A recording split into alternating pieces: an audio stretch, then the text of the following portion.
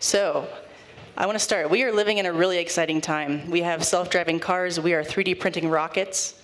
We've got ChatGPT everywhere. LabVIEW perpetual licenses are back. Yeah. So, and today we are going to control an RC car with someone's mind.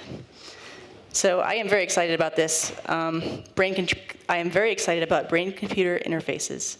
I'm going to discuss what they are, why you should care, and some tricks to get into this very cheaply and very easily, and using LabVIEW. So Jeremy did my intro. My name is Laura Miller. I'm a LabVIEW architect, electrical engineering, and also a board member for GDevCon and NA. So I also want to just say on behalf of the board how exciting it is for so many people to be here and supporting independent conferences. This is really exciting to see the conference growing every year. So thank you for supporting this. So I know this is a bit of a stretch because there are a lot of engineers here, but has anyone seen Star Wars? Harry Potter? All right. Yeah, so growing up with these kind of movies, I know that a lot of you have daydreamed about controlling things with your mind. Like what it would look like, how it would work, and let me fix this. So, spoiler alert, you can do this at home now. Like the tools are there, and they're cheap, and you can do it in LabVIEW. It's exciting stuff. So, here is my 3-step master plan. I've got to get the signals from my body somehow. I've got to pull them to the LabVIEW and do some cool stuff. And I want to make sure that it's open source and affordable. Sorry, I'm trying to fix this mic.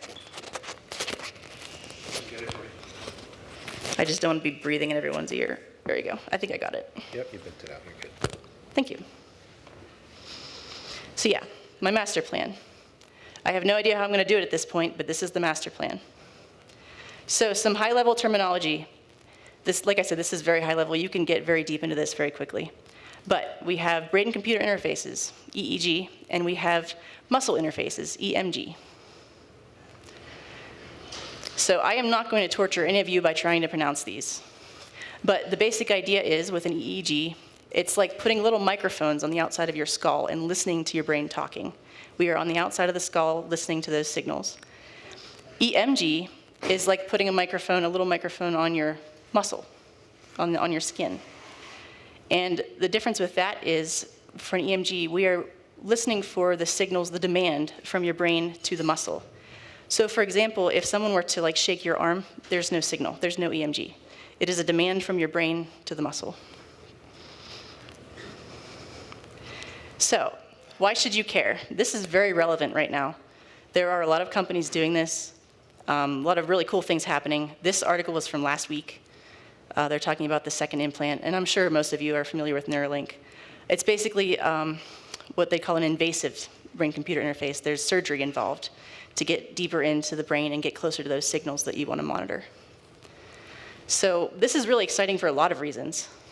These technologies improve the lives of people who may be paralyzed or have ALS, spinal cord injuries. This is life-changing for a lot of people. Even the idea that this exists is life-changing for people and very hopeful for people. Like I said, these are life-changing technologies. One of the reasons why I got into this platform that I'm going to discuss is I watched a TED Talk. And in that TED Talk, a man with muscular atrophy controlled a drone with his brain. And he used this type of headset, not invasive, just on his head. And during the TED Talk, the audience would ask him to move it in a different direction, and he would move it with his brain.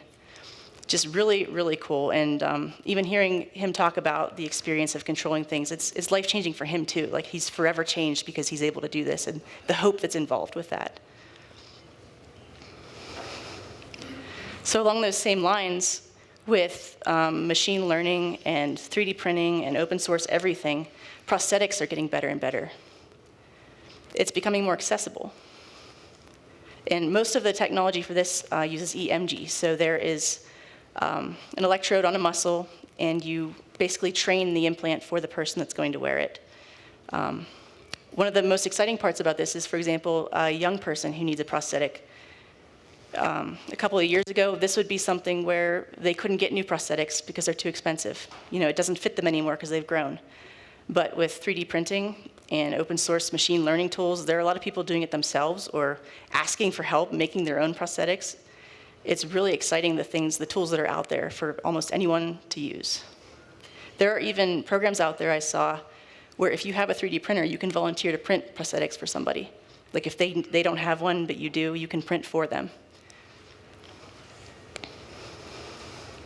So let's dive into the hardware that I was trying out. So this is the bare level, base level, what you would get to get into this. So this is a MyAware muscle sensor, a Raspberry Pi Pico, some cables, and I didn't tell them I was doing this, but I used the LabVIEW Community Training Initiative drivers for this. So all open source, all free software, LabVIEW on the back end. This is really exciting stuff. So for $50, you can get into this in LabVIEW. So this is a screenshot of me trying it out. So basically, I put an EMG electrode on my forearm with the MyAware sensor connected to the Pico and analog input, and then using the drivers from the Community Training Initiative. So I'm reading an analog input in, and you can see it on the graph. The spikes are when I would flex, and we could get into details with that, but essentially you do like a threshold, and when the spike is above a certain amount, or when it goes from low to high over a certain amount of time, you can trigger things in LabVIEW. So in this example, I was triggering a digital output. Unfortunately, some of my parts did not survive the journey here, or else I would have this for you. But this is very easy to set up. This was only maybe an hour or two of messing around, and this was working. So very cool. So here is the Cadillac of open source, and this is the one that I'm excited about, the OpenBCI headset. So like I said, I saw this in a TED Talk and got very interested in it because it's open source. The PCB is open source. The 3D printing files are in GitHub. The GUI is open source, everything about it. So one option you can do, you can purchase everything from OpenBCI ready to go, or you can do what I did and get the files and make it yourself, a little bit cheaper. So a little zoomed in, there's the 3D printed frame before I installed the electrodes. There's a picture of the GUI and the open source PCB. So this is the good stuff, right?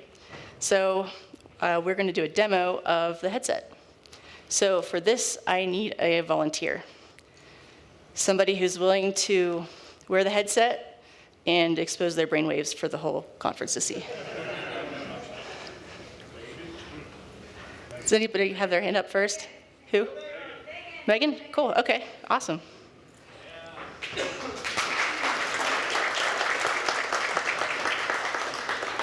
So we're gonna do this in stages, okay?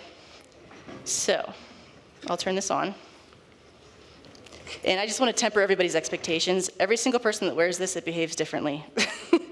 It is open source 3D printed, but it's still entry level and very cool. So this is the back. And once you get it on, you clip these on your ears. It's a reference signal for the ear. Yeah. So I'll help you. She's prepared. Okay. While you get that set up, I will get the GUI open so we can make sure it's all hooked up. Oh, we may have to play with it. Yeah. So what I'm going to do is I'm going to look at the GUI and see if all the signals, all the electrodes are touching where they should. So, yeah, just clip it somewhere on your ear. It's a reference. Cool. So now we're going to jump into the fun stuff. So this is the OpenBCI GUI. Can everybody see that okay? Yeah, that's pretty big. So I'm going to restart everything just to be safe.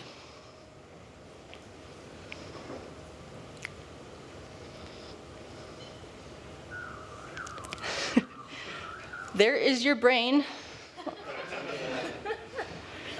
So this is out of the box. I didn't do any of this. But I think we have everything except number 7. So let's see. There is a plot. I don't remember where 7 is. That's the back of your head. So let me see. They twist. Oh, you got it. Perfect. Still. Yep, you're still good. So now we've got all of Megan's brainwaves. Stealing her thoughts. It's okay. This isn't a critical demo. Okay, so step 1 is complete. We have it in the BCI GUI. So now we're going to pull into LabVIEW. The GUI makes it easy. So I'm going to pull up focus widget, band power, and networking. So to give you the end result, we are going to try to get Megan to relax or concentrate on cue in front of a lot of people, so good luck. So the basis of what's going on here is the headset. There's a lot of research into this, but basically, when you're in different states of mind, there are different frequencies of your brain waves that can be picked up. So for example, when you're relaxing, you have more alpha waves. That's the 8 to 13 hertz. When you're concentrating, I think gamma. When you are concentrating or problem solving, you have more gamma and beta waves. So that's what's happening here with these different colors. So right now, Megan is not relaxed for some reason. I don't know.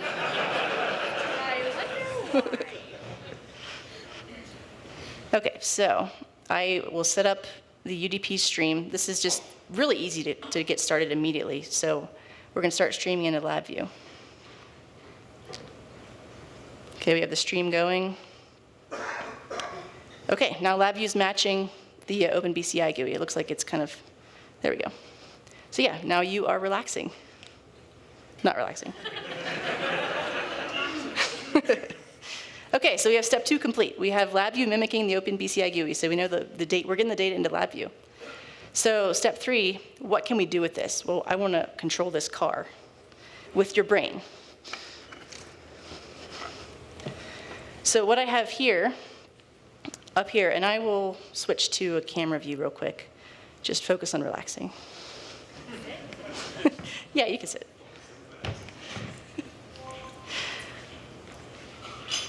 Okay.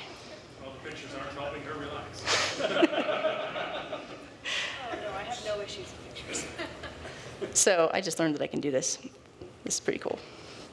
So for anybody in the back, I'm sorry about how crappy this is, but so in the box, there's a Raspberry Pi Pico, a relay board, and I have hacked a $3 RC car remote.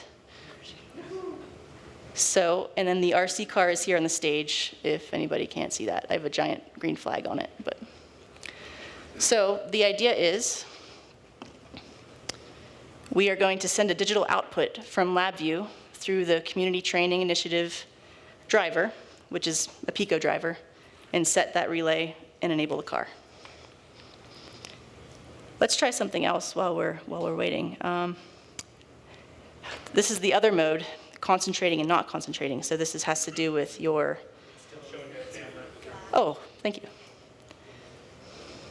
I have to end the show.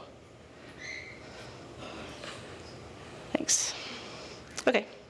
So Megan is concentrating. Not. Okay, so we are going to enable this Pico. Here, the relay.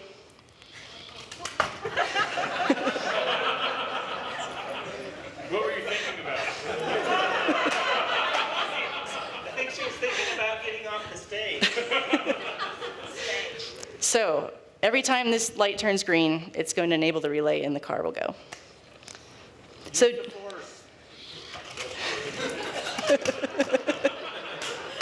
you are officially a Jedi.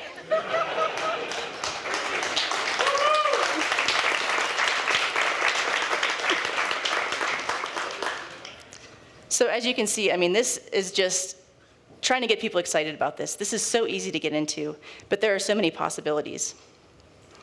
So feel free to play. Let me go to my next slides here.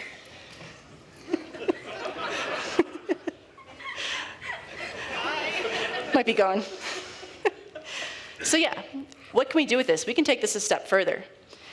There are a lot of open source, machine learning tools out there, especially with Python. TensorFlow is an example. And we can use the Python node in LabVIEW and train models. And so there is actually a tutorial with the OpenBCI group where you watch a video of puppies and kittens, and you click a button to an Arduino when you see a puppy. And that's basically creating data.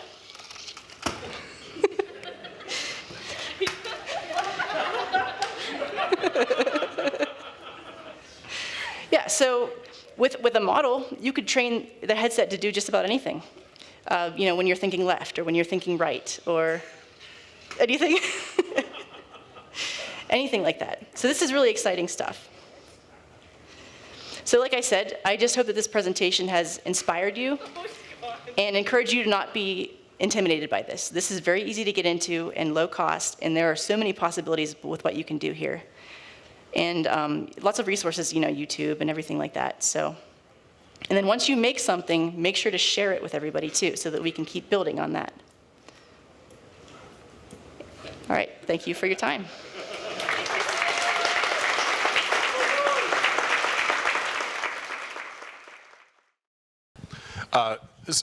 So great presentation, awesome job with the print and the build and the connectivity to LabVIEW. It was really neat to see, once again, leverage the thing that's already there and extend it with the thing that we know. So that was pretty awesome. One of the things that we know, though, there's been certain aspects of these brain interface. There was like the neural impulse actuator that like some gaming company made a long time ago. And one of the things that they had, it was definitely strapped around the head. It only got a couple different touch points, so nowhere near as overall head, but a lot of the experiments, and the reason I think that it didn't catch on back then was that people would say like just the training time and then the consistency of detecting the right thing was challenging. Now this is pushing it to 2009 timeframe, 2010 timeframe. So obviously we've got a lot of new things and technology that exists between then and now. Is it just the idea of these AI models that is the forecast for success and better success, kind of doing the same thing but in the newer domain? Or is there something other than kind of the AI extension that is also enabling things to possibly be better from the research that you've done? I have to be honest, I am not an expert. I'm here to tinker and get excited about things. But I do, from the little that I've learned, I do think it has to do with AI and how quickly you can train a model and adapt it to different people. Within a few minutes, you can have a model trained and working. So I think that's part of it. And what things have you trained for yourself on? Is there any? Oh, I haven't gotten there. I wish I could have gotten there in time. But there are a lot of cool things. There are some YouTube videos with Python, if you're interested. This headset, sorry. There's a guy on YouTube that used this headset and TensorFlow and Python and trained it to recognize left and right. So very cool stuff. Thank you. All right, I think that's it.